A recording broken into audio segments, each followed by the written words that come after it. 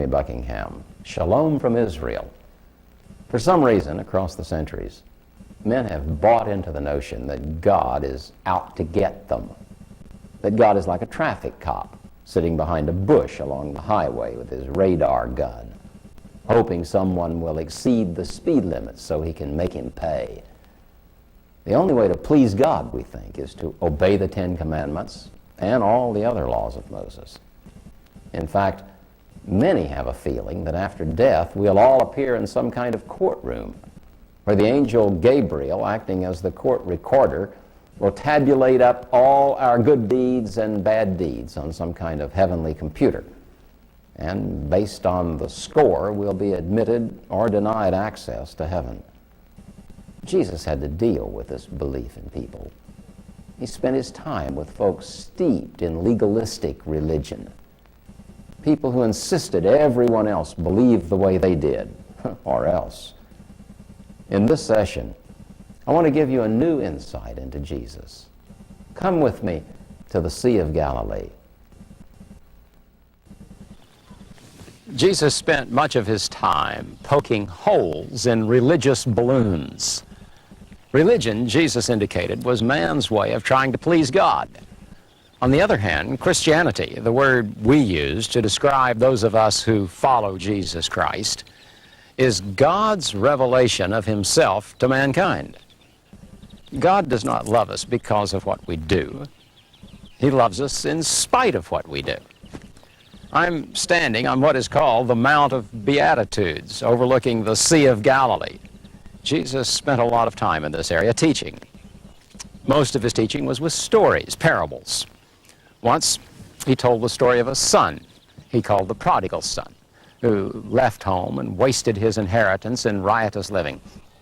While we see the parable as the story of a repentant son, Jesus told it to emphasize the love of a father who each day would enter his watchtower, much like this one the owner of the vineyard would have in the center of his vineyard. And from this vantage point, the father would stand watching, longing for his son to come home. Another time, he told the story of a man who came along this road, the notorious Jericho Road. He was going from Jerusalem down to Jericho. The man fell among thieves and was robbed and beaten and left for dead.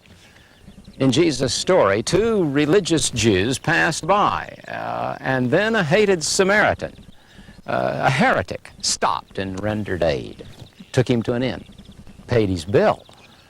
We call the story the parable of the Good Samaritan. We forget, however, that these wonderful stories infuriated the religious Jews. From the very beginning of his public ministry, which only lasted 3 years, they made plans to kill him.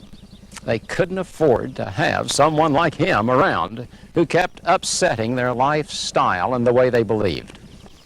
And then reports came that Jesus was not only telling stories which encouraged change, he was deliberately breaking some of the Jewish laws himself. Once, when he was teaching near here, an entire delegation of Pharisees, fundamentalist religious Jews, came all the way from Jerusalem, about 80 miles south of here, to accuse him of heresy, breaking religious laws. Mark tells the story in the 7th chapter of his gospel. The Pharisees and some of the teachers of the law who had come from Jerusalem gathered around Jesus and saw some of his disciples eating food with unclean, that is, ceremonially unwashed hands. The fundamentalist Jews and the Pharisees, like the Orthodox Jews in Jerusalem, who are washing their hands before they eat in a modern restaurant, believe they are unclean before God unless they go through a ceremonial washing before they eat. The Orthodox Jew of today not only washes ceremonially before he eats, but if in Jerusalem and praying at the Western Wall, he washes there also before he prays.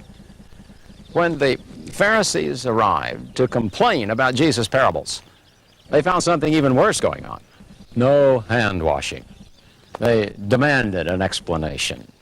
Jesus ripped back. You Pharisees, you're the ones that Isaiah prophesied about, who honor me with your lips, but your hearts are far from me.